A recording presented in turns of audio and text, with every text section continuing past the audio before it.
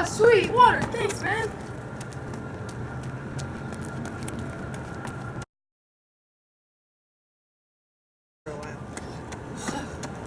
Oh, I really need this.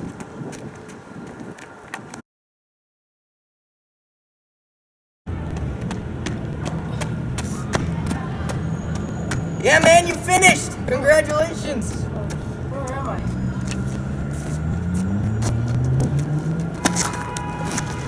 Oh no, he died!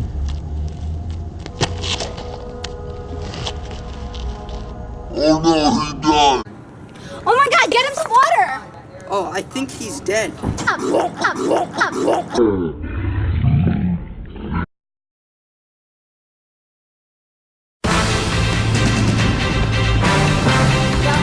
This is News with the Teens, and I'm your newscaster, Brianna. Yesterday, another mysterious marathon death occurred. A young male was crossing the finish line at the Rock and Roll Marathon in Arizona when he had symptoms of severe vomiting and confusion. He was rushed to the hospital. Shortly after, he fell into a coma and died. After this short break, we'll be back with Dr. Patel, who will explain to us what is happening with these runners. You always get thirsty after a long run. Obviously. Well, do you want ice cream after that long run? Yes. Well, too bad. Drink Evan spring water. Ew, why? Excuse me, water has so many benefits. You liar. Your body yourself is made up of 60% of water. It helps maintain a balance of fluids and it controls calories. Clearly, you need to drink up. Oh, okay. I guess so. So get Evan spring water at your local grocery store. Can you please explain to us why this happened and this condition of hyponatremia? I find it so great that you children have a great interest in biology and this condition named hyponatremia. Why, thank you. Before I tell you about what is happening to these runners, please enjoy this video that I prepared with my friend Brianna.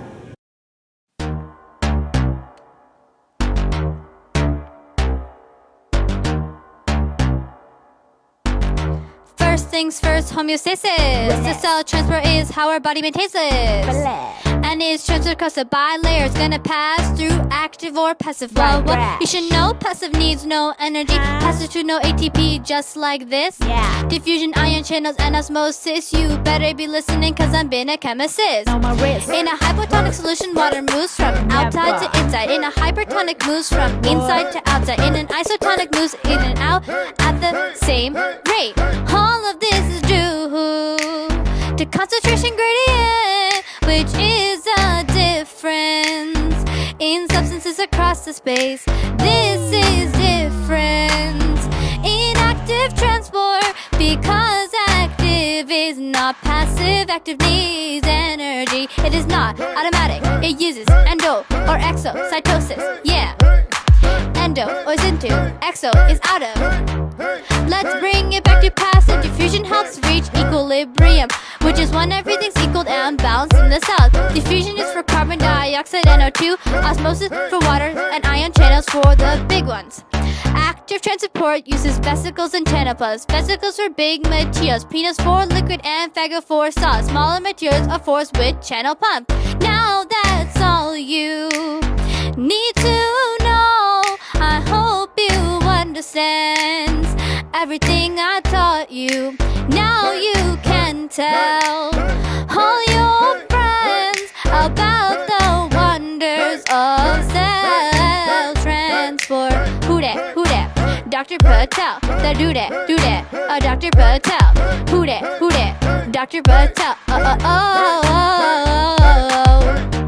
So can you explain to us a little bit about cell transport? Of course. So cells can either be placed in a hypotonic, hypertonic, or isotonic solution. In a hypotonic solution, there's more water outside the cell than there is inside. In a hypertonic solution, there's a higher concentration of solute outside the cell. Therefore, there's more water inside the cell than there is outside. The water in the cell will escape to dissolve in the higher concentration of the solute outside the cell. A hypertonic solution will cause the cell to shrink. An isotonic solution causes water to move in and out of the cell at the same rate and time. An isotonic solution will cause no change in the cell size. In a hypotonic solution, there's more water outside the cell than there is inside. there's a higher concentration of solute inside the cell than there is outside. A hypotonic solution causes the water to move into the cell to dissolve the higher concentration of solute. A hypotonic solution causes cells to expand. So we're going to take a short commercial break, and after we're back, Dr. Patel is going to explain to us exactly what is happening within these runners' bodies.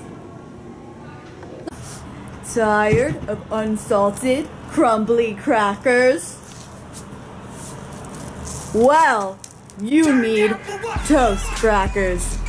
Toast crackers are the best crackers in the world. They are perfectly salted and super crispy. Wow! These are amazing. He says these are amazing. These crackers are great for any time, whether it be for after-school snacks or even to maintain a normal sodium content in your body. Okay, the blood has become a hypotonic solution. These runners, like any runners, stop numerous times to take drinks of water. They are constantly rehydrating themselves because they believe it would be always helping them, but they didn't know that it would potentially kill them. In result, there is more water in the blood and not enough solute, or otherwise known as sodium. This would cause the surrounding cells to burst because too much water has entered them, therefore resulting in death. Okay, thank you, doctor. Now, my fellow colleague and fellow teenager will now explain patterns he has observed that is happening within these runners. This graph explains number of deaths of participating runners at various U.S. marathons. The most deaths occurred at Rock and Roll Marathon in Arizona. 9,543 people participated, and 4 of them died. This graph explains the temperatures at various U.S. marathon locations. The hottest marathon was Rock and Roll Arizona Marathon. The temperature was an average of 90 degrees Fahrenheit. This graph explains the water levels of blood in deceased runners at the Rock and Roll Marathon in Arizona. As you can see, the marathon started off with too much water in their blood. The normal water levels should be 40 to 50 liters in your body, but all 3 of them had too much water in their blood right after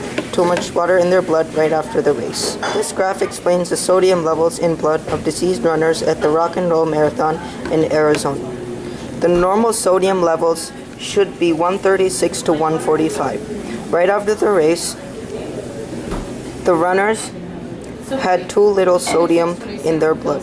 As time passed, their sodium levels decreased drastically. Thank you, Floyd. You're probably thinking right now in the audience, oh no, am I going to slip in a coma and die during gym class? Well, hopefully not. But don't worry, because after this short break, Dr. Patel will explain a solution to these runners' deaths. BRB, TTYL.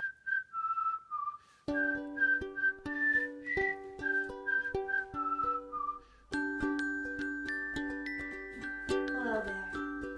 Have you ever been doing yoga in your home and wanted something to quench both your thirst and your spirit? Then drink Electrine, the electrolyte drink of your dream. And it also helps prevent hyponatremia.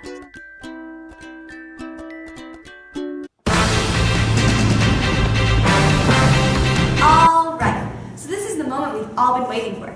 Dr. Patel is going to explain to us a solution to this horrible problem known as hyponatremia. Of course. Just so you know, doctor, you could look at the camera this time. Oh. Of course, this can be avoided in the future by controlling how much water the runners drink and having them consume salty foods, such as crackers, to keep the sodium levels at a healthy level. Controlling how much water the runners drink will prevent the blood from becoming diluted, and even if it does become diluted, salty foods will prevent the sodium levels from dropping. Sounds like homeostasis. Yes! The blood will be an isotonic solution because the amount of solvent, which is water, and the solute, which is sodium, also known as table salt, will be balanced. This will prevent the surrounding cells, such as the cells of blood vessels, burst or shrink.